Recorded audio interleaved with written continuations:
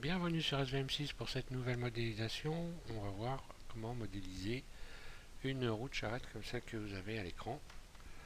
Donc pour ce faire, je vais quand même vous donner quelques explications avant de commencer.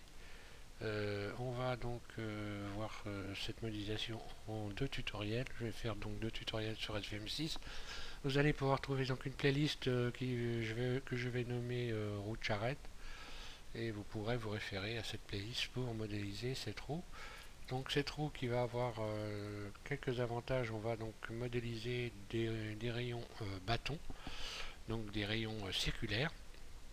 Et puis donc cette roue qui va vous permettre non seulement de créer une roue de charrette, mais éventuellement, si vous n'aviez pas comme moi modélisé le centre de cette roue de cette façon-là, on peut très bien imaginer qu'on va transformer cette roue en roue de voiture, par exemple. Je vais l'épaissir. Donc si je n'avais pas modélisé le centre ici comme ceci, de cette façon-là, j'aurais pu très bien faire comme ceci une roue de voiture, vous voyez, avec des jantes à bâton. Donc ça vous permet de faire différentes choses. Et aussi évidemment de modéliser des engrenages, enfin avec des bâtons. Là j'ai mis beaucoup de rayons, mais vous pouvez en mettre évidemment beaucoup moins.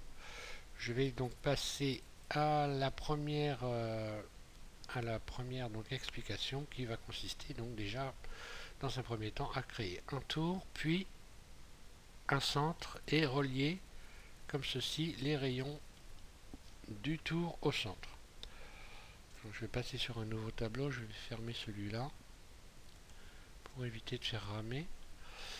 Donc vous allez ajouter un cercle. Puis ici, dans ajouter, vous allez taper 62 vertices, 64 vertices, pardon, 64 vertices à la place de 62. Puis on va passer en mode Edit. On va sélectionner ici vertices. On va afficher nos vertices. En termes de complexité, je ne l'ai pas dit, on va dire c'est quand même assez facile à réaliser. Hein, c'est pas une modélisation très compliquée. Il y a pas mal de manips, mais bon, ça va, ça reste supportable. Donc on va extruder ce cercle. Voilà, j'ai un petit souci moi avec ma souris, il va peut-être falloir que je change les piles. Donc on va extruder cette surface, puis on va sélectionner tout. Et on va pareil extruder la surface, extrude surface, comme ceci pour donner l'épaisseur de notre roue. Alors peu importe l'épaisseur, on va régler, vous pourrez régler tout ça par la suite, ça n'a pas une grande importance, suffit déjà avoir une épaisseur déjà. Puis on va sélectionner cette fois-ci l'intérieur complètement de toutes les faces. Donc ici en mode face, on va sélectionner Alt, un clic droit, toutes les faces intérieures que l'on va désélectionner en damier. Ici, désélectionner en damier. Un clic gauche, ce qui nous donne ceci. Donc là, à partir de là, vous allez choisir le nombre de rayons que vous voulez avoir. Moi, j'ai laissé tous les rayons pour faire une charrette de luxe.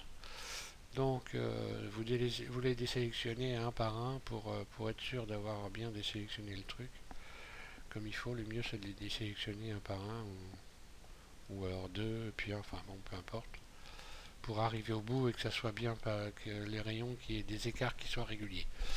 C'est juste un conseil. Voilà, donc ensuite on va créer des surfaces intérieures, des faces intérieures aux faces qui sont sélectionnées. Alors pour ce faire, on va se mettre ici,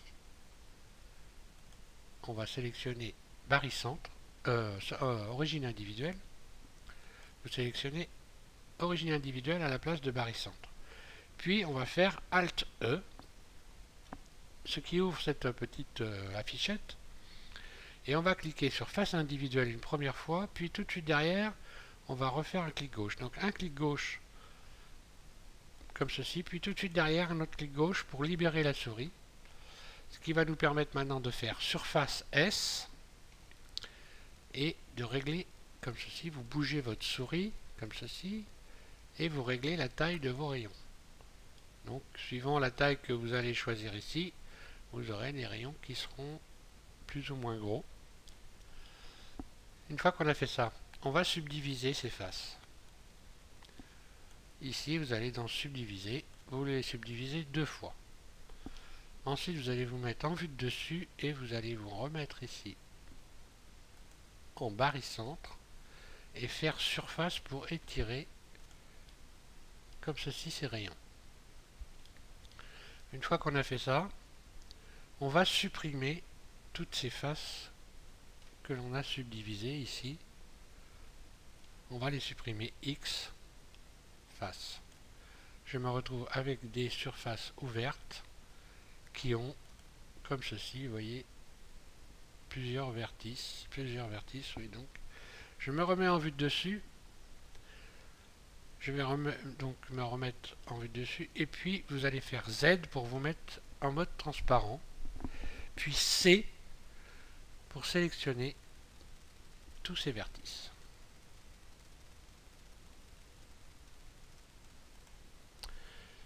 Maintenant, on va transformer ces surfaces qui sont plus ou moins rectangulaires en surfaces circulaires. Pour ça, on va faire W. Vous allez ici dans Loop Tools. Donc, vous devez l'avoir installé. Il suffit d'aller dans les add-ons de Blender et installer le Loop Tools. Vous avez sur SVM6 un tutoriel qui est consacré justement à expliquer comment installer le Loop Tools. Donc, ici, je vais faire cercle. Et je transforme comme ceci, vous voyez, mes surfaces en cercle. Je me remets en vue de dessus et je vais venir, excusez-moi, je suis un peu grippé en ce moment. On va venir ramener donc ce qu'on a sélectionné sur le bord. On va donc refaire surface tout simplement et les ramener comme ceci pour qu'elles soient donc complètement juste au bord. Je vais faire un zoom pour bien les ajuster. Et je vais refaire surface, voilà, pour bien coller, de telle sorte que quand je vais me mettre comme ceci, vous voyez, je n'ai pas de... Si, j'en ai encore un petit peu. Si vous obtenez des traits comme ça, c'est que vous n'êtes pas bien réglé. Donc je vais recommencer, ça tombe bien finalement. Je vais refaire surface, je vais me remettre en vue de dessus, mode transparent Z, je vais revoir ça. Essayer d'ajuster le mieux possible.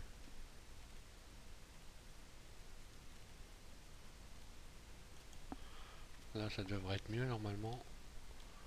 Voilà, je n'ai plus de traits, vous voyez, surface sont devenue plate. J'ai ça donc, j'ai le tour de ma roue qui est donc percé de trous comme ceci. Je vais me remettre en vue dessus et je vais donc extruder ces rayons maintenant. Extrude surface ES et je ramène avec ma souris comme ceci les rayons, pas complètement au centre, un petit peu comme ceci. Ce qui va me permettre donc de sélectionner l'extérieur de ma roue maintenant, parce qu'on va faire l'intérieur avec l'extérieur de la roue qu'on va dupliquer. Alors là, je vais inverser la sélection. Soit vous faites CTRL I, soit vous allez dans ce tableau, vous faites inverser, j'ai inversé la sélection. Et je vais la dupliquer maintenant. Shift D, un clic gauche pour libérer la souris. Je vais faire surface pour ramener ces faces sélectionnées. Donc le tour de ma roue, comme ceci. Donc là, on voit que les trous, évidemment, sont à l'intérieur. Et on va donc les remettre vers l'extérieur pour pouvoir souder nos rayons à ces surfaces qui sont percées à l'intérieur. Donc, je me mets ici en mode face. Je vais sélectionner Alt, un clic droit ici, le tour extérieur de ce centre. Puis, je vais simplement faire surface, comme ceci, pour retourner, pour remettre les trous vers l'extérieur. C'est pas plus compliqué que ça. Une fois qu'on a fait ça, on va tout désélectionner. Donc A. On va se remettre en vue de dessus. Mode transparent Z. Ici, on sélectionne vertice.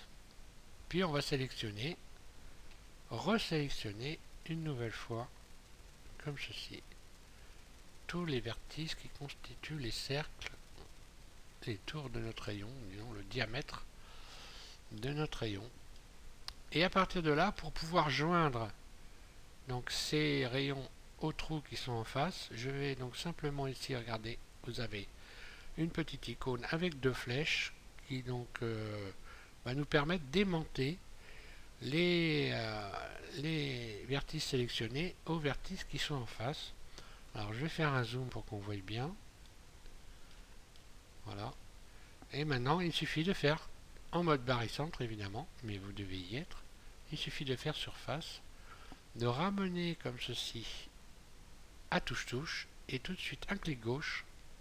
Et là, à partir de là, je viens de souder mes rayons à la partie donc qui est en face. Et si on regarde bien, normalement,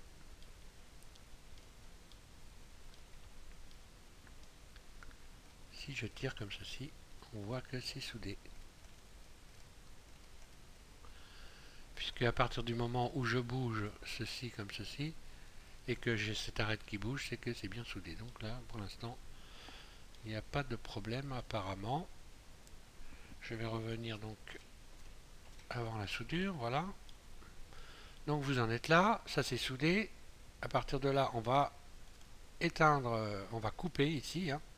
Une fois que vous avez fini, il faut bien penser surtout à désélectionner ici cette icône. Puis maintenant, on va faire en mode individuel, on va épaissir nos rayons. Donc je vais faire surface et je vais agrandir comme ceci mes rayons. J'ai juste fait surface et je les ai agrandis. J'aurais pu d'ailleurs les agrandir davantage, hein. Après à vous de voir. Si vous agrandissez ici, si je fais surface, regardez, je peux dépasser par exemple comme ceci. Carrément faire ce type de rayon là. Resélectionner ensuite mes faces ici, puis en dessous. Et carrément comme ceci.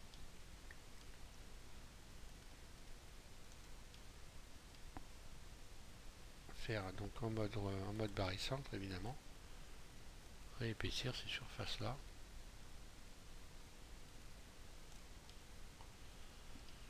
Venir la remettre au bord comme ceci. Voilà, on peut faire ça, hein. On peut faire après, on peut s'amuser. Hein. Je vais faire surface, puis ici, je vais venir faire ceci par exemple. Donc là pour faire une roue de charrette. Hein.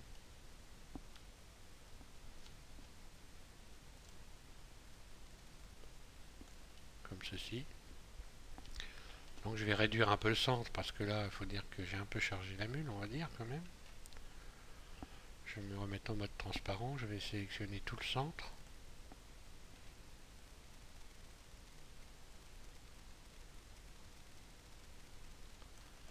Il ne reste plus qu'à faire surface, ce qui me donne ceci. Puis je vais resélectionner l'intérieur. Voilà, je vous fais voir vite fait, hein. Je ne vais pas aller beaucoup plus loin dans ce tutoriel puisque extrude surface, puis avec la poignée ici de déformation, puis extrude surface, et là je recommence, surface, ce qui va me donner ceci. Voilà. Je ne vais pas aller plus loin pour ce tutoriel, on va voir comment après affiner le reste, affiner les rayons, les transformer, etc., les modifier. Voilà déjà pour ce premier tutoriel. Je vous remercie de l'avoir suivi en espérant qu'il vous aura été utile et intéressé. Et donc je vous invite à suivre le prochain qui va nous permettre donc de finaliser notre modélisation. Et merci encore à tous ceux qui me regardent.